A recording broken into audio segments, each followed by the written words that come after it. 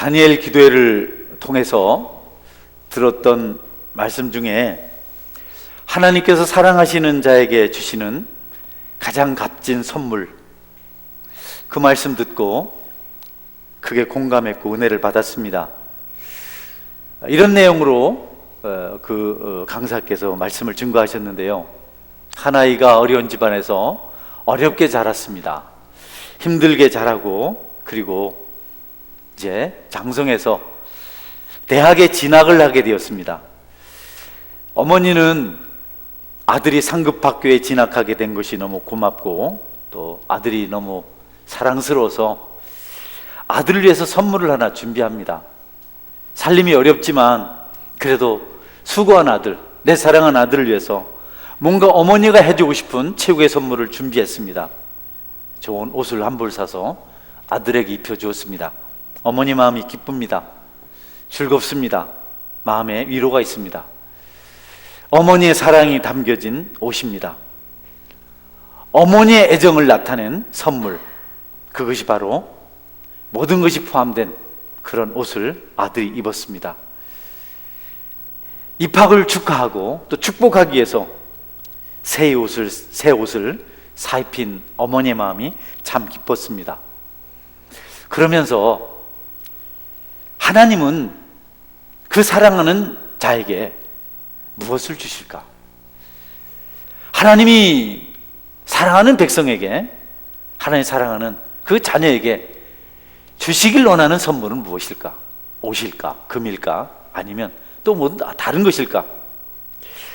하나님께서 가장 사랑하시는 자는, 가장 사랑했던 대상은 독생자 예수 그리스도입니다. 하나밖에 없는 아들을 하나님도 사랑하셨습니다. 특별히 그가 아버지에게 순종해서 모든 세상 죄를 짊어지고 고통당하는 자들을 구하기 위해서 십자가의 희생물이 된 것, 그것이 아버지에게는 참 고마운 일이었습니다. 아들인 것 때문도 최고의 사랑을 베풀어 했지만, 순종하는, 자기 생명도 아끼지 않고 아버지 말씀대로 바쳤던 그 아들을 하나님은 가장 사랑하셨습니다. 그래서 그 아들에게 최고의 선물을 주셨는데, 그 선물은 금도 아니고 은도 아니고 좋은 의복도 아니고 성령이었습니다. 성령을 선물로, 성령의 임재를 독생자 예수 그리스도, 십자가에 죽으신 그 아들에게 주셨습니다. 이 사실에 대해서 마태복음 4장 16절 17절은 이렇게 기록합니다. 예수께서 세례를 받으시고 곧 물에서 올라오실 때 하늘이 열리고 하나님의 성령이 비둘기같이 내려 자기 위에 임하심을 보시더니 하늘로부터 소리가 있어 말씀하시되 이는 내 사랑하는 아들이요 내 기뻐하는 자라 하시니라. 여러분, 하나님께서 가장 사랑하는 자에게 주시는 가장 좋은 선물은 성령님이십니다. 예수님은 요단강에서 세례 받으실 때 그것을 친히 목격하셨습니다. 하나님의 아들이신 그분, 인류의 죄를 대속하기 위해서 오신 그분께서 세례 요한 앞에 무릎을 꿇고 세례를 받으십니다. 세례요한이 깜짝 놀라죠. 나는 주님 앞에 아무것도 아닌데 오히려 내가 주님에게 세례를 받아야 되는데 어떻게 이런 일이 있을 수 있습니까? 세례를 베풀라. 그렇지 않으면 너와 나와 상관이 없다. 세례 요한이 물세례를 베풀 때 하나님께서는 하늘문을 여시고 성령을 비둘기같이 보내셔서 예수님에게 성령 세례를 베푸셨습니다.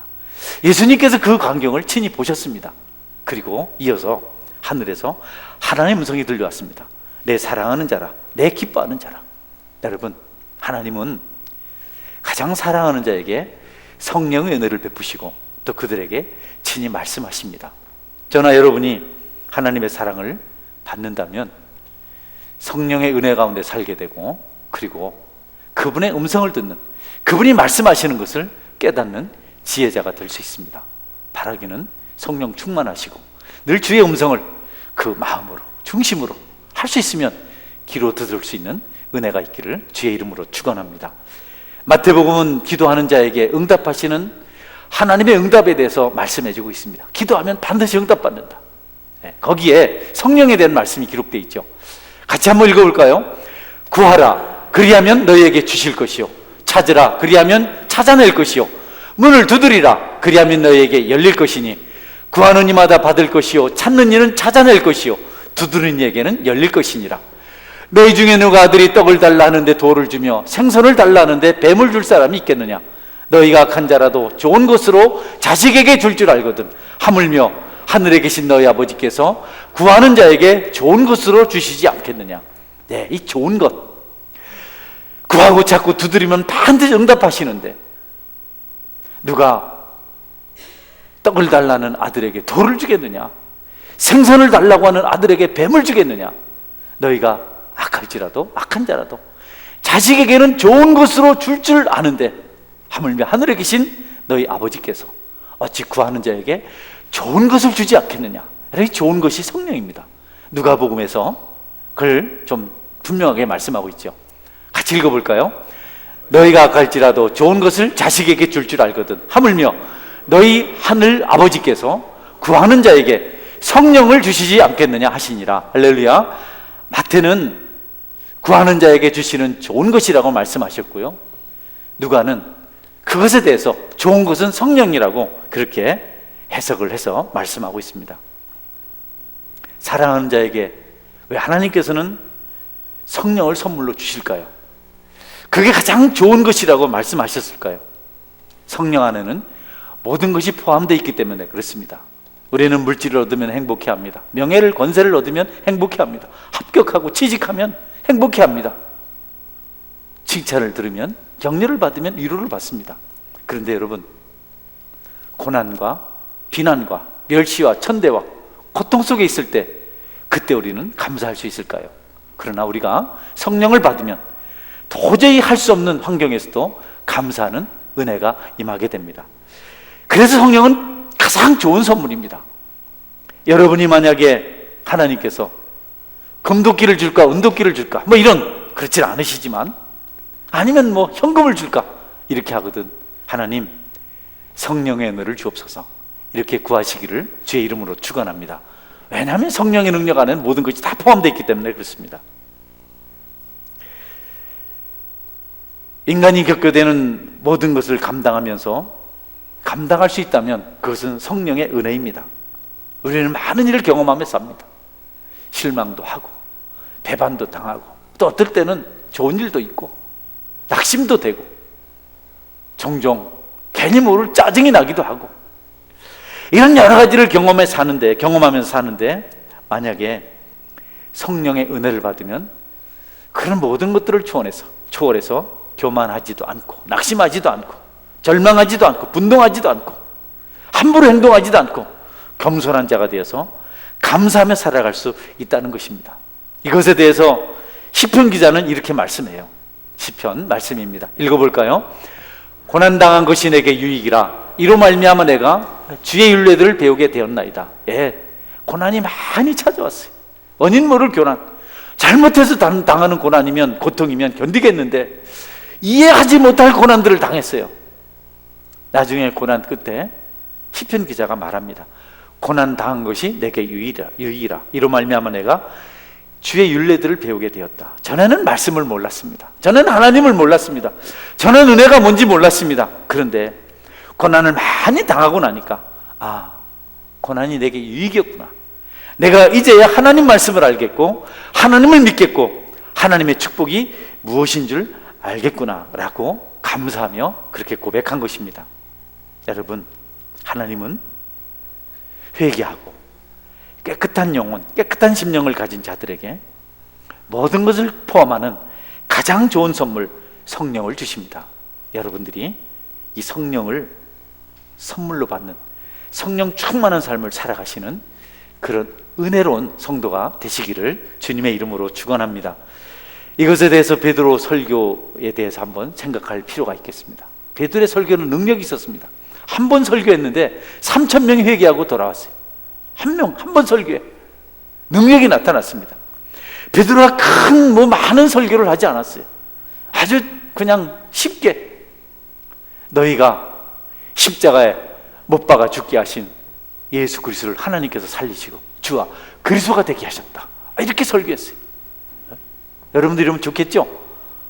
여러분이 배반하고 십자가에 죽게 만든 여러분의 죄, 그것 때문에 죽으신 그분께서 다시 살아나셨고 하나님께서 우리의 구원자와 우리의 주님이 되게 하셨습니다. 할렐루야. 설교 끝. 아멘. 얼마나 좋겠어요.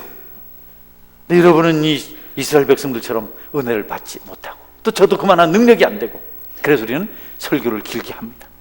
베드로가 한 번 설교했는데 여러분, 청중들이 그 한 번의 설교에, 그 짧은 설교에 반응을 해요. 우리가 어떻게 하면 좋을까? 우리가 큰 죄를 지었는데, 예수님 십자가에 못 박아 죽게 했는데 우리가 어떻게 하면 좋을까? 그때 여러분, 베드로가 너희들 회개하고 세례를 받으라, 죄사함을 받으라, 그러면 성령을 선물로 받는다, 이렇게 말씀을 해주십니다. 우리 한번 볼까요? 사도행전 2장 말씀인데요, 같이 읽어볼까요? 베드로가 이르되 너희가 회개하여 각각 예수 그리스도의 이름으로 세례를 받고 죄사함을 받으라, 그리하면 성령의 선물을 받으리니. 할렐루야. 우리가 하나님 앞에 우리 죄를 고백하고 감추지 아니하고 진솔하게 할 수 있으면 하나님 세상 사람들에게는 고백하지 못합니다. 세상 사람들 앞에서는 말할 수 없는 악하고 추한 더러운 죄인입니다. 하나님, 내 죄를 용서해 주십시오 라고 해서 하나님 그 기도를 들으시면 우리가 성령을 선물로 받는다는 거죠. 성령 선물을 받는다는 겁니다. 성령은 그냥 우리에게 주어지는 것이 아니고 우리가 사모하고 하나님 앞에 우리의 부족을 고백할 때 임하는 것이라고 베드로가 말씀합니다. 성령의 열매가 맺혀지는데요, 성령의 열매가 뭔지 아시나요? 한번 볼까요?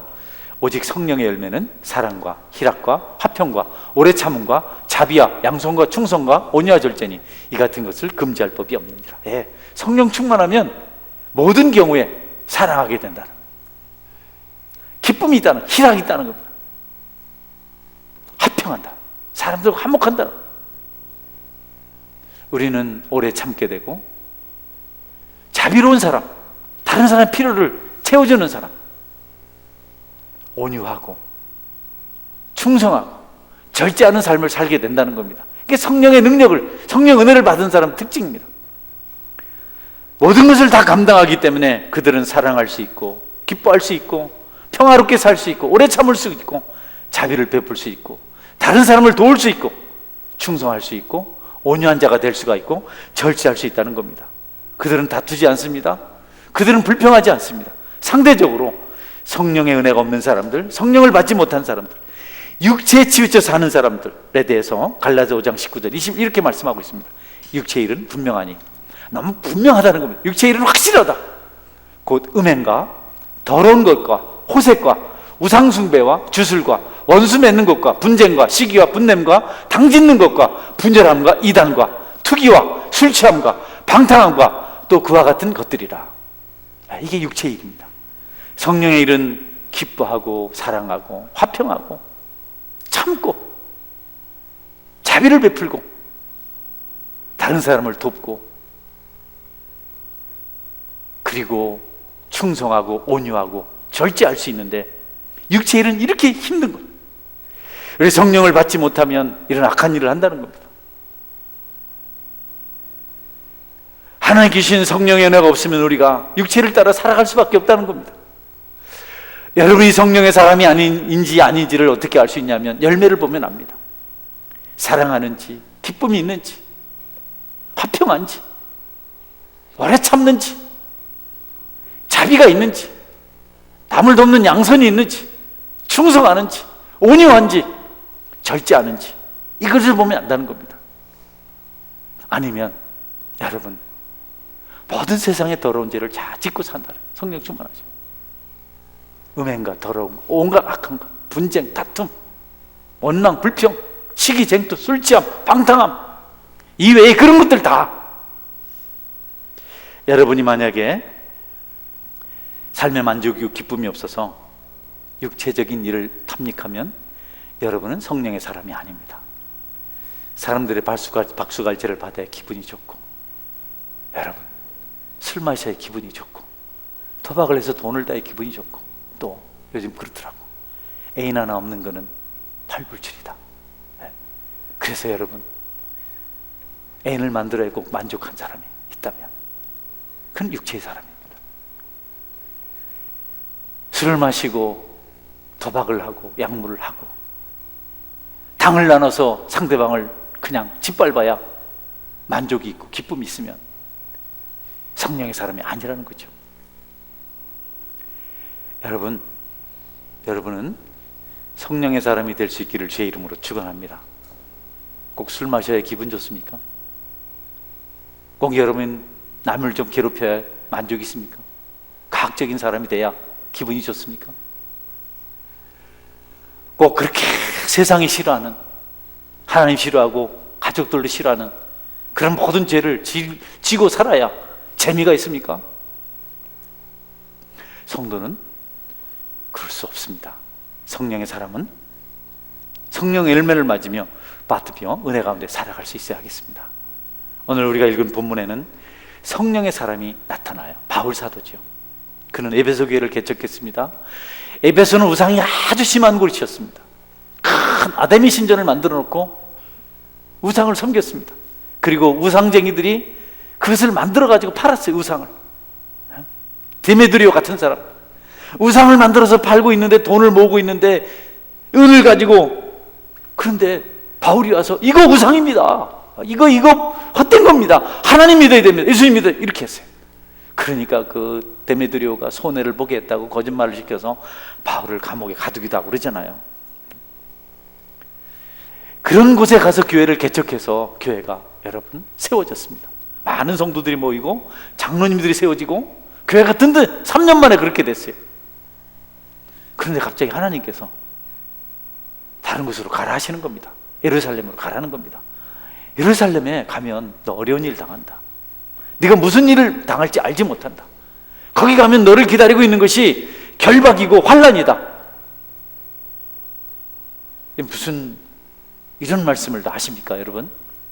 아니 그동안 수고하고 애써서 이방 땅에 교회를 세워서 이제 교회가 든든히 세워서 복음을 전할 쯤 되었는데, 아니 상을 주시지 못할 망정 예루살렘으로 가라 하시고 거기 가면 네가 어떤 일을 당할지 모른다, 거기 가면 결박과 환난이 너를 기다리고 있다, 이렇게 말씀하셨어요. 보라, 이제 나는 성령에 매여 예루살렘으로 가는데 거기서 무슨 일을 당하는지 알지 못한다라. 오직 성령이 각성해서 내게 증언하여 결박과 환난이 나를 기다린다 하시나. 예. 너무 여러분 바울 사도 입장에서는 마음 아픈 일이죠. 그런데 여러분 바울은 그것을 기쁨으로 받아요. 순종을 해요. 왜냐하면 바울이 성령의 사람이기 때문에 그렇습니다. 성도 여러분, 우리가 육체적으로 좋으면 행복하다고 말하고 어려움이 찾아오면 불행하다고 말합니다. 그러나 성령의 사람들은 육체의 고난도 기쁨으로 감당하고 고난이 예견되고 아픔이 있을지라도 순종하며 나갈 수가 있는 것입니다. 그들은 하나님 말씀에 귀를 기울이고 하나님의 음성을 듣고 거기 순종을 합니다. 성령 임한 자들은 주의 음성을 듣습니다. 그리고 순종을 합니다. 성령을 선물로 받은 사람들은 다른 것 때문에 만족해하지 않습니다. 오직 은혜 가운데 사는 것, 주님의 뜻을 순종하는 것 때문에 기뻐하고 만족하는 삶을 살아갑니다. 바울과 실라는 날이 밝으면 죽을 처지입니다. 지난 시간에 매를 많이 맞았습니다. 감옥에 갇혔습니다. 전도하다가 그럴 수는 없잖아요. 그런데 그들은 내일 날이 밝으면 죽을 텐데 감옥에서 하나님 앞에 감사하며 찬송하며 기도했습니다. 그랬더니 옥토가 무너지고 그들이 자유자가 될 수가 있었습니다. 성령의 사람들의 이야기죠. 저는 여러분들이 성령의 사람이 되어서 어렵고 힘들 때라도 감사하고 찬송하고 믿음으로 살아가는 그런 신실한 백성이 될 수 있기를 주의 이름으로 축원합니다. 바울은 그 어려운 가운데서도 이런 고백을 했습니다. 내가 달려갈 길과 주 예수께 받은 사명 곧 하나님의 은혜의 복음을 증언하는 일을 마치려 하면은 나의 생명조차 조금도 귀한 것으로 여기지 아니하노라. 우리에게 생명을 바치라고 하실 것 같지는 않아요. 피 흘려 순교하라고 말씀하실 것 같지는 않습니다. 그러나 우리에게 감당할 짐을 주시는 것은 확실합니다. 여러분이 어떤 짐을 맡게 되었을 때 그 짐을 짊어지지 못하도록 마귀가 방해하고 또 그 짐이 힘들게 생각돼요. 그때도 여러분이 인내하고 오래 참음으로 그 짐을 감당하면 성령의 역사가 여러분에게 일어나서 기뻐하게 되고 찬송하게 되고 어떤 때보다도 큰 감동으로 하나님을 찬양하게 될 줄 믿으시기를 바랍니다. 은혜가 임할 기회입니다. 아유, 뭐 이래 정말 재미없어, 뭐 이런 일을 나한테 하라 그래, 나는 왜 이렇게 고생을 해야 돼, 그러면 안 돼요. 그럼 그냥 끝입니다. 하나님께서 나에게 이 짐을 맡기신 이유가 있겠지. 하나님께서 나에게 이 길을 걸어가게 하신 이유가 있겠지. 내가 부족하고 나도 잘못을 많이 했지만 하나님 또 나에게 더 큰 짐을 지게 하신 것은 나름대로 주실 축복이 있어서 그런 거야 라고 생각하고 묵묵히 여러분이 그 짐을 짊어지고 그 고난의 길을 걸어가면 그 이후에 세상이 알지 못하는 큰 기쁨을, 큰 축복을 여러분에게 반드시 하나님께서 허락해 주실 것입니다. 성도 여러분, 이겨내시고 하나님의 축복으로 채워지는 은혜가 있기를 주의 이름으로 축원합니다. 여러분, 요셉을 생각해 보십시오. 요셉은 억울하게 감옥에 갇혔습니다. 죄의 유혹을 물리친 대가가 감옥에 갇히는 죄를 진 것이 죄수가 되는 겁니다. 근데 그가 죄수가 됐다고 원망하거나 신세 타령을 하거나 하나님이 있는지 없는지 뭐 이런 말을 하지 않았어요. 거기 가서도 하나님을 믿고 감사했습니다. 거기서 지혜를 얻습니다. 죄수들을 돌보는 지혜를 얻고, 또 나중에는 꿈을 해몽하는 지혜를 얻고, 또 기근에 죽어가는 세상을 구할 수 있는 그런 총명한 것을 얻습니다. 감사하는 자에게 불평하지 않고 원망하지 않고 그 고통을 짊어지고 기쁨으로 그 길을 걸어갔던 요셉에게 하나님께서 큰 복을 주셨는데 우리도 마찬가지입니다. 무거운 짐 있으신가요? 삶이 힘이 드십니까? 오전에는 몸이 많이 아프신 우리 김윤호 집사님이 오세요. 일부에는, 지금도 오전인데 죄송합니다, 일부에는 오십니다. 너무 큰 아픔을 가지고 계세요. 이전에 암 수술을 하셨는데 재발을 하셨어요. 제가 그분을 악수를 하고 호응을 하고 기도하면 몸이 불같이 뜨거워요. 그래도 교회를 오세요. 그분에게도 기쁨이 있습니다. 위로가 있습니다. 하나님을 찾는 그 중심에는 하나님이 함께 하시는 능력이 있습니다. 좀 다른 이야기지만 여러분, 하나님의 은혜를 기도하고 기대하고 그 절박한 형편에도 아픔을 이끌고 교회에 나오는 성도들 위해서 여러분이 기도하시기를 주의 이름으로 축원합니다. 거기 긍휼의 마음이 없으면 여러분 나쁜 사람입니다. 그래서 주님 섬기겠다고 몇 번 수술하시고 배설물을 주머니에 담아가야 하는 그 주머니를 차고 오셔서 하나님을 바라보고 그러는데, 우리가 기도 제목으로 아픈 성도들 기도합시다 할 때 여러분이 같이 아파할 수 있어야 됩니다. 성령의 사람의 모습이 그런 겁니다.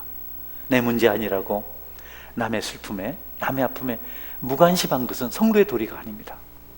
여러분 자신의 어려움도 하나님께 아뢰야 되겠지만 함께하는 지체들을 위해서도, 이 땅을 이웃을 위해서도 같이 아파하며 기도하는 은혜가 있기를 주님의 이름으로 축원합니다. 꼭 아픈 사람만을 말하지 않습니다. 뭔가 신음하고 고통스러운 사람들을 돌보는 것이 성도들의 일입니다. 그게 성령의 역사입니다. 그때 우리가 은혜를 받습니다. 요나는 고난이 싫어서 불순종하고 도망을 쳤습니다. 요셉은 감당하고 그 길을 끝까지 걸었는데 요나는 아이고 난 그곳에 안 가. 니느웨 가서 나는 그런 힘든 일 못해. 내가 핍박받아가면 왜 복음을 전해? 그리고 도망을 쳤어요. 여러분, 고난이 찾아왔어요. 자꾸 낮아집니다. 뱀이창 밑바닥에 들어갔다가 다시 또 바닷 물속에 빠졌다가 그것도 모자라서 물고기 뱃속에 들어갔다가 계속 하나님을 피해서 도망갔는데 잘 될 줄 알았더니 계속 악순환의 반복입니다. 다시서 가서 좀 그 스페인의 도시 거기 가서 좀 재밌게 좀 살아보려고 갔는데 어려워진 거죠. 탕자도 마찬가지죠. 부자 돼서 잘 될 거라고 아버지 떠났는데 회개하고 요나가 다시 물고기 뱃속에서 나와서 그 사명을 감당하게 되었는데, 여러분들은 신앙생활하다가 어려움이 찾아왔다고, 힘들다고 하나님을 향해서 등을 돌리고 곁길로 가지 않기를 주의 이름으로 축원합니다. 여러분 짐을 짊어지고 가십시오. 여러분은 벳세메스로 가는 두 마리 어미소에 대한 이야기를 잘 알고 있잖아요. 이스라엘과 블레셋이 전쟁을 했는데 이스라엘이 졌어요. 그래서 벗개를 빼앗겼습니다.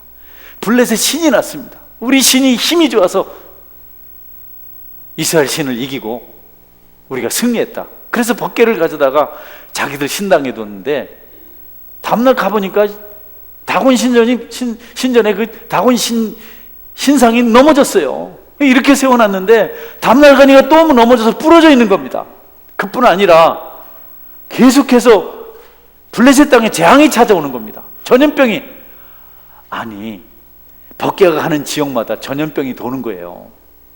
그래서 블레셋 지도자들 사이, 방백들 사이에, 지혜자들 사이에 갑론을박 논쟁이 생겼습니다. 아, 이거 벗개가 우리 땅에 왔기 때문에 생긴 재앙이다. 무슨 소리 하냐? 아니 이전에도 전염병은 있었다. 늘 그런 거 아니냐? 그래서 다투다가 그들이 지혜를 하나 짜냅니다. 이렇게 해보자.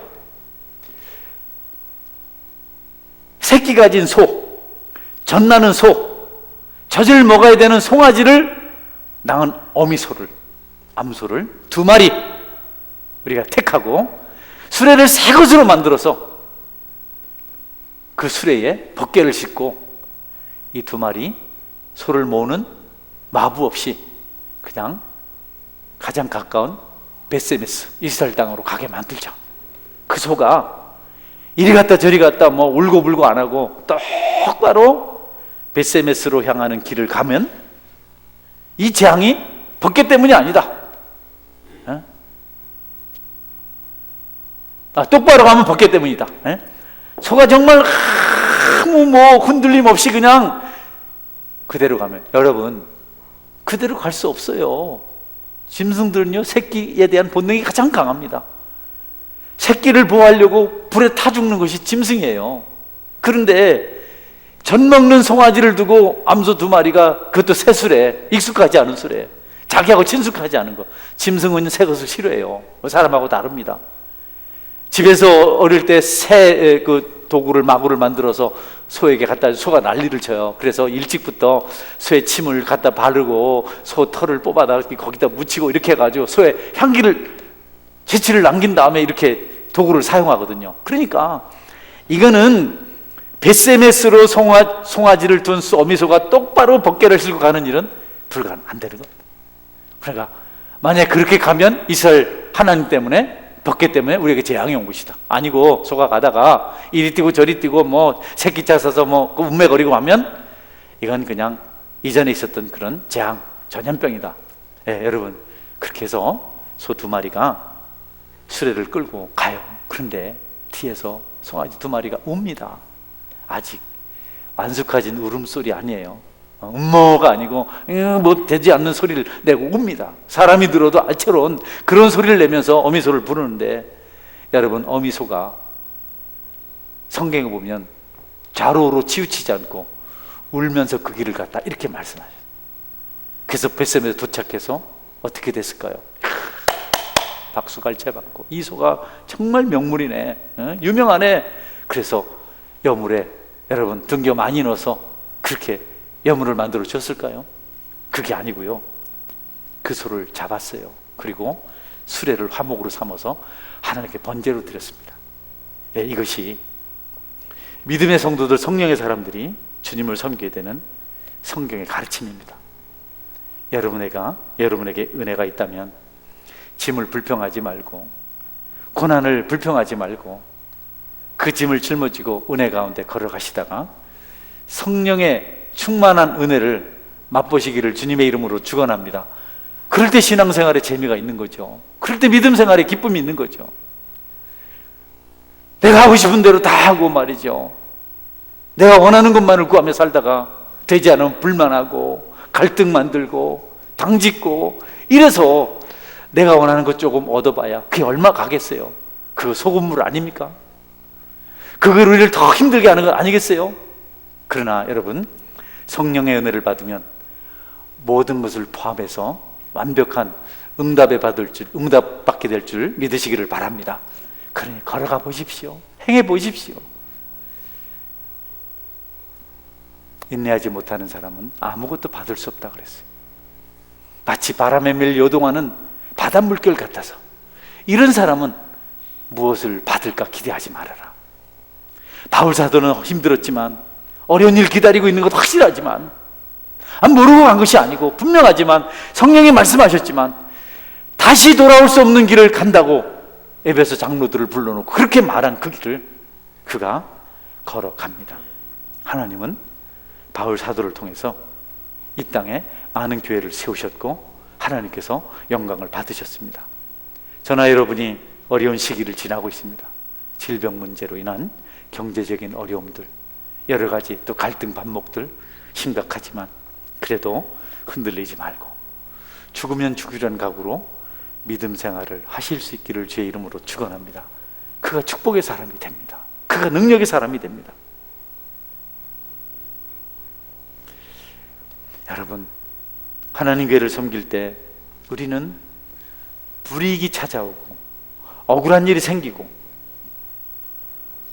끝이 없는 것 같은 어두운 터널을 지나야 할 때가 있습니다. 그럴 때라도 불평하지 마십시오. 하나님께서 우리에게 성령으로 말씀하신 것을 외면하지 마십시오. 그런 것은 배도입니다. 우리 기분 따라 사는 것이 아닙니다. 우리 가치나 우리의 경험이나 우리의 지식 따라 사는 것이 아닙니다. 성도는 성령 하나님의 말씀을 따라 순종하며 살아가는 것입니다. 그 말씀을 가슴판에 새기십시오. 그래야 하늘의 복을 받습니다. 영원히 흔들리지 않는 전국 같은 믿음의 축복을 받을 수가 있습니다. 다니엘 기도회에 있었던 말씀을 끝으로 말씀을 맺겠습니다. 중국에서 교회를 섬기던 한 사모님 이야기입니다. 들은 이야기죠. 기도회 때 얼마나 기도를 열심히 하셨는지, 그저 하루에 한 끼만 먹고 금식하며 늘 기도했다 그래요. 그 사모님은 기도하면서 날마다 하나님, 내가 북한 동포들을 위해서 순교하게 해주십시오. 그들이 구원받고 그들이 하나님을 알고 복음을 듣고 자유자가 될 수 있다면 내가 순교하겠습니다. 다 기도를 했습니다. 그래서 탈북자들이 오면 받아서 같이 교회에서 돌보고 한 영혼이라 섬기려고 애를 쓰고, 구역장님들과 교사들은 명심하세요. 구역의 성도들이 교회를 오지 않고 학생들 하나 없는데도 내 기분 좋다고 그게 무슨 잘하는 거라고 전도도 안 하고 기도도 안 하고 그래서는 안 됩니다. 코로나 핑계만 대고 그러면 안 됩니다. 이 사모님은 그렇게 기도하다가 그만 공안들에게 붙잡혔어요. 그래서 북으로 갔어요. 북송됐어요. 북쪽으로. 교회 성도들이 기도합니다. 우리 사모님 다시 돌아오게 해주십시오. 돌아오지 않았습니다. 밤새 기도하고 금식하며 기도했지만 돌아오지 않았습니다. 그 교회 성도들은 다 알고 있는 비밀이 하나 있었는데 우리 사모님 기도대로 북한에 가서 순교하셨다. 자신이 한 기쁨을, 복음의 그 은혜를 북한 동포들에게 나누고 싶어서, 그들에게 복음을 전할 수만 있다면, 거기에 교회를 세울 수만 있다면 자신이 순교하겠다고 늘 기도를 했기 때문에 여러분, 그분은 거기서 순교했을 것이다 라고 그 교회 성도들이 결론을 내렸다고 합니다. 은혜 받은 것이 있어서 북한을 자유롭게 하고 고통받는 그들을 건질 수 있는 유일한 길이 김일성 주체 사상으로부터 자유케 할 수 있는 유일한 방법이 복음이 들어가는 것, 교회가 세워지는 것밖에 없다는 사실을 아셨던 사모님은 그렇게 그곳에 순교의 피를 흘린 또 한 사람이 되셨습니다. 여러분, 그렇게 이 땅의 교회는 세워졌고 앞으로도 세워져 갈 것입니다. 오늘 저와 여러분이 섬기는 서원교회도 믿음의 선조들이 흘린 피가 있어서 이곳에 세워지고 우리가 예배드리게 된 줄 믿으시기를 바랍니다. 이걸 우리가 안다면 우리가 신앙생활을 설만히 해서는 안 됩니다. 주님의 날 모여서 예배드리는 것, 우리가 그분을 바라보며 기도하는 것, 약한 자들을 생각하며 묵상하는 것, 세상에 그리스도의 빛을 발하기 위해서 여러분이 드린 헌금이 세상에게 흘러가는 것들, 이런 것들은 정말 중요한 일들입니다. 하나님 교회를 섬기고 복음을 전하기 위해서, 영혼을 돌보기 위해서 어려움을 겪는 것을 여러분 힘들어하지 마십시오. 우리가 그것을 감당하지 않으면 누가 감당하겠습니까? 복음을 향한 우리의 수고와 우리의 희생은 엄청난 대가를 필요로 하는 것들입니다. 그래도 포기하지 말고 등 돌리지 말고 우리가 그 짐을 짊어지고 가야 합니다. 가고 또 가십시오. 마지막 영광을 하나님께서 그 나라에서 우리에게 보여주실 것입니다. 그런데 이런 일은 저절로 되는 것이 아닙니다. 기도 없이 하나님의 일은 되지 않습니다. 울고 불고 해야 합니다. 여러분의 곳간에 양식이 없을 때 여러분이 어떻게 하십니까? 물에 빠졌을 때 어떻게 하십니까? 그 이상으로 간절하게 영혼을 위해서 기도해야 합니다. 하나님 나라에, 하나님 교회에 역사를 위해서 기도해야 합니다. 기도 없이 행하는 일은 우리를 피폐하게 만듭니다. 기도하지 않고 영혼을 섬기겠다고, 눈물 뿌리지 않고 교회를 섬기겠다고, 자신을 드리지 않고 하나님의 일을 하겠다고 하는 것은 여러분, 교회나 그 수혜를 입은 자들에게 바닷물을 퍼먹이는 것 똑같아요. 목마른 자에게 바닷물을 마시게 하면 할수록 그들은 더 핍절해집니다. 우리가 섬겨야 될 사람들이 우리가 기도가 없이 섬기면 짜증을 냅니다. 우리를 권태롭게 생각합니다. 연락을 끊어버립니다. 하나님의 일이 돈으로 되는 것 아니고 사람의 능으로 되는 것 아니고 피눈물을 흘려야 되는 것인데, 우리가 그것을 알고 주님 걸어가신 십자가의 길을 걸어갈 수 있어야 하겠습니다. 저는 능력을 많이 받은 목사님들 몇 분을 만나서 함께 지내본 경험이 있습니다. 그분들은 설교하면 많은 기적이 나타나는데 정작 자신들은 공허합니다. 나쁜 소문을 들었습니다. 저가 남은 고나에서대 자기는 정작 버림을 당하는 그런 삶을 사는 것, 허덕이 공허해가지고 왔다 갔다 하고 갈피를 못 잡는 사람들을 보았습니다. 특별히 드러난 능력은, 은사는 보이지 않지만 어떤 분들은 사람들에게 평강을 주고 마치 사람들이 말하는 산과 같아서 안정되고 뭔가 위로가 되는 그런 분들이 계세요. 그분들의 차이가 뭐냐, 제가 보니까 기도였습니다. 전자의 분들은 드러난 능력은 있지만, 은사는 있지만 기도가 없어요. 은사 능력만 믿고 살아요. 그래서 그들 자신은 피폐해요. 후자의 분은 은사도 특별히 드러나는 것이 없지만, 특별히 사람들에게 나타내려는 영향력도 없지만 그분들은 깊이 기도 생활을 했습니다. 자리를 지키고 앉아서 정한 시간에 하염없이 하나님을 찾고 하나님의 이름을 부르며 기도했습니다. 그래서 사람들은 그분과 함께 길러냈고, 그분이 섬기는 교회는 피폐하지 않았고 허덕이지 않았고 넉넉했고, 세월이 지나도 그분이 이 세상을 떠났어도 교회는 큰 역할을 하는 것을 제가 보고 있습니다. 성도 여러분, 여러분의 모든 사역에 기도가 전제되기를 주의 이름으로 축원합니다. 서원교회가 앞으로 계속해서 역할을 하기 위해서는 우리가 지금 당장 눈으로 확인하지 못할지라도 기도를 심어야 합니다. 여러분이 자리를 채우고 앉아서 기도하는 시간이 많을 때 이 교회가 영적인 힘이 생기고, 훗날 우리가 이 세상을 떠난 뒤에도 하나님의 큰 일을 감당하는 능력 있는 교회가 될 수 있는 것입니다.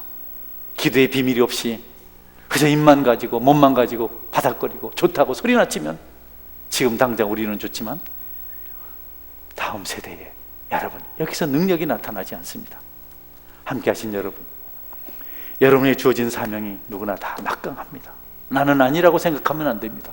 목사가 아니라고 생각하면 안 됩니다.